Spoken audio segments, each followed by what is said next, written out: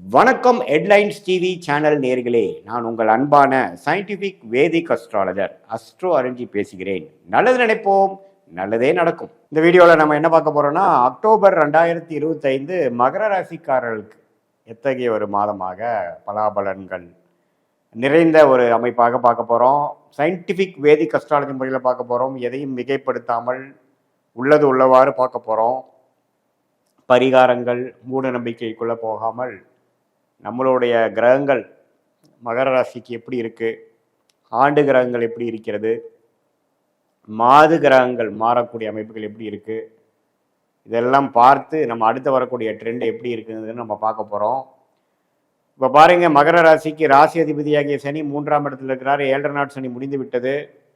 மகர ராசிக்கு உங்களுக்கு தெரியும், கடந்த 3-4 மாதமாக சனி 3ஆம் இடத்திலிருந்து நல்ல பலனை கொடுத்து கொண்டிருக்கிறார். குரு 6ஆம் இடத்துக்கு போய் 12ஆம் இடம் என்று சொல்லப்படுகிற சுப விரயங்கள், வெளிநாடு, வெளி மாநிலம், கடன், வம்பு வழக்குகள், உடல் உபாதைகள், குடுக்கல் வாங்கல், சில பிரச்சனைகள், அது மாதிரி சில விஷயங்களை கொடுத்து கொண்டு இருக்கக்கூடிய குரு போய்கொண்டிருக்கிறது. அதே சமயத்தில் ராகு 2ஆம் இடத்திலும், கேது 7ஆம் இடத்திலும் இருந்து 8ஆம் இடத்திலும் இருந்து இது மாதிரி பண விஷயங்கள், குடும்ப விஷயங்கள், சில விஷயங்கள் மாறுதல்கள் போய்கொண்டிருக்கிறது.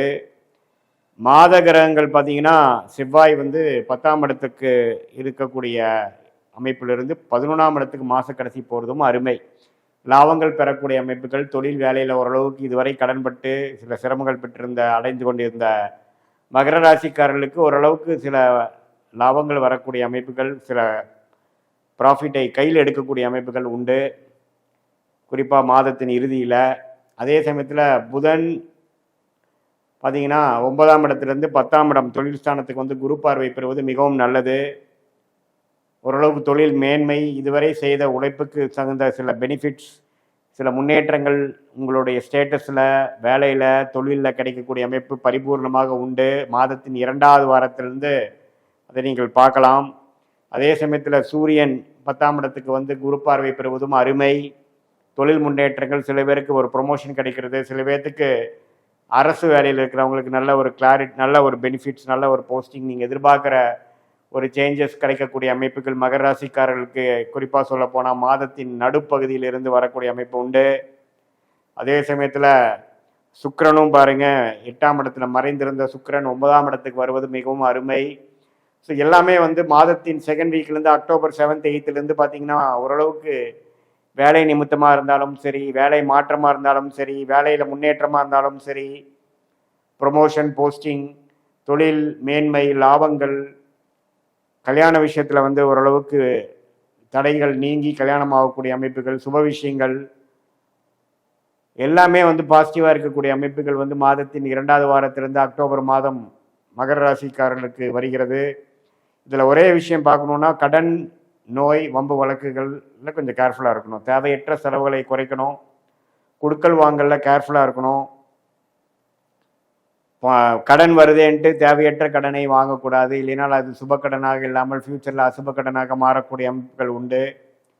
ஸோ அதனால் ஓரளவுக்கு பார்க்கும் பொழுது எல்லா கிரக நிலைகளும் நல்லாக இருக்கிறது. இதில் கொஞ்சம் எதுவுமே தேவையான விஷயத்துக்கு மட்டும் நாம் முதலீடு செய்வதும், செலவு செய்வதும், அதில் ஃபோக்கஸ் பண்ணுறதும் சாலச் சிறந்தது. இல்லை நமக்கு எண்ணத்தை சிதற விட்டுமே ஆனால் இந்த ஒரு அருமையான டைமை நம்ம கரெக்டாக யூஸ் பண்ணாமல் போயிடுவோம்.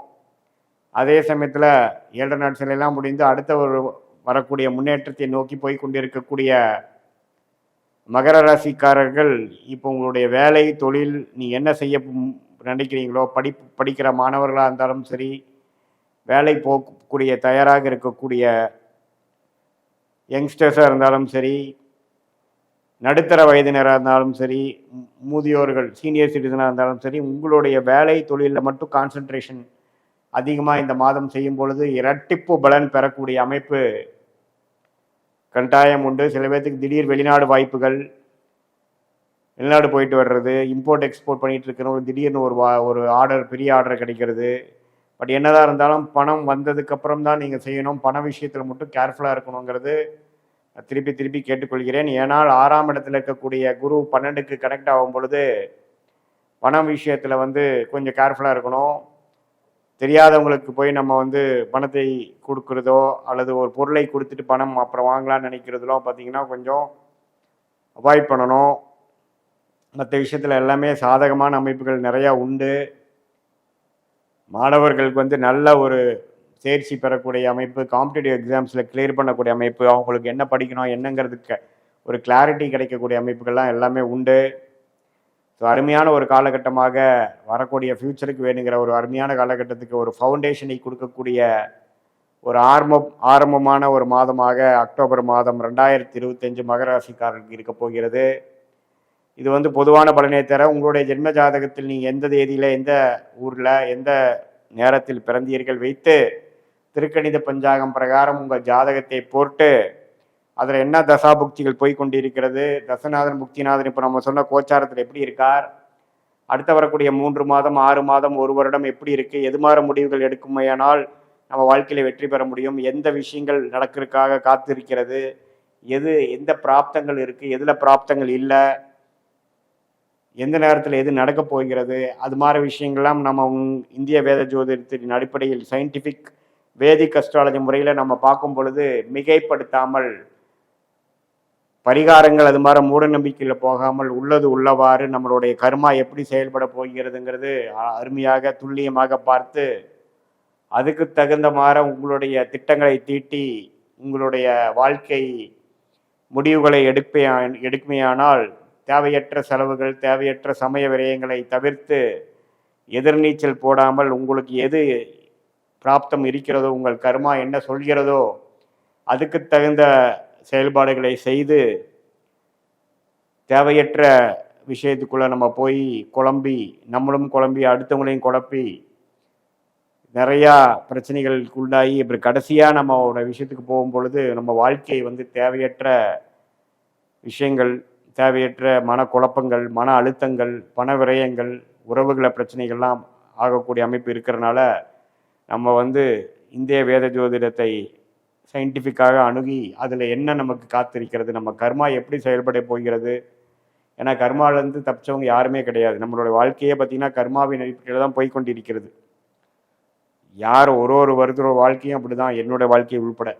ஸோ அது என்னன்னு தெரிந்து நம்ம அதை வந்து செயல்படும் பொழுது அந்த பரிகாரம் செய்கிறோம் இந்த பூஜை பண்ணுறோன்னு சொல்லி பணத்தை செலவு பண்ணாமல் என்ன கர்மா நமக்கு இருக்குதுங்கிறத நம்ம தெரிந்து கொண்டு அதுக்கு தகுந்த உங்களுடைய பாஸ்ட் ப்ரெசன்ட் ஃபியூச்சர் எல்லாம் தெரிந்துனோம்னா நம்மளை நாம் அறிந்து நம்மளுடைய பிராப்தத்தை அறிந்து அந்த வழியில் நாம் செல்வேயானால் தேவையற்ற மனக்குழப்பங்கள் பல விஷயங்கள் செய்து எதுவுமே பிரயோஜனம் இல்லாமல் போயிடுச்சுங்கிற மாதிரி இல்லாமல் எது நமக்கு நல்ல நேரம் எந்த நேரத்தில் நம்ம வந்து அதிகமாக உழைக்க வேண்டும் எந்த நேரத்தில் நம்ம அடக்கி வாசிக்க வேண்டும் என்பதை தெரிந்து எந்த நேரத்தில் வந்து எது கூட அமைப்பு இருக்குது அப்படிங்கிற விஷயத்தை தெரிந்து அதுக்கு தகுந்த மாதிரி வாழ்க்கையை நகர்த்துவேயானால் வாழ்க்கையில் எளிதில் வெற்றி பெற முடியும் என்று சொல்ல விரும்புகிறேன். மீண்டும் மற்றொரு காணொலியில் சந்திப்போம்.